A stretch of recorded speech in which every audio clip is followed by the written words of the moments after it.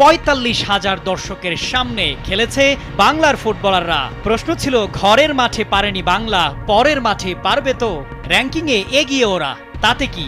Asian cup কোয়ালিফায়ারের অগ্নি পরীক্ষায় হামজা জামালরা লড়াইটা করেছে চোখে চোখ রেখেই। তাই তো ম্যাচ শেষে ওদের দেশের দর্শকরা দাঁড়িয়ে করতালিতে সম্মান জানিয়েছে লাল সবুজের প্রতিনিধিদের।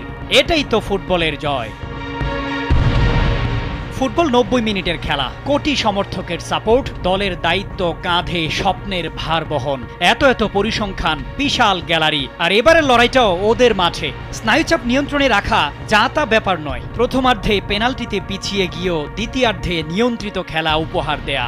ডিবক্সের মধ্যে ফাহমিদুল গোলটা করতে পারলেই তো লেখা হতো নতুন ইতিহাস। তবে রাকিব গোল করে শুধুই বাংলাদেশেরই মান বাঁচায়নি, বাড়িয়েছে আক্ষেপ, বপন করেছে ফুটবল নিয়ে নতুন স্বপ্নের বীজ। যে ফুটবলে মিশে আছে বাঙালির আবেগ, সেই ফুটবলটা আবারও জেগেছে আপন মহিমায়। তাই তো কদিন আগে জাতীয় স্টেডিয়ামে ১৮,০০০ দর্শকের সামনে যে খেলাটা দেখিয়েছে হামজা, সমিত, জায়ানরা, এর চাইতে বড় জয় ফুটবলে আর কি বা হতে পারে?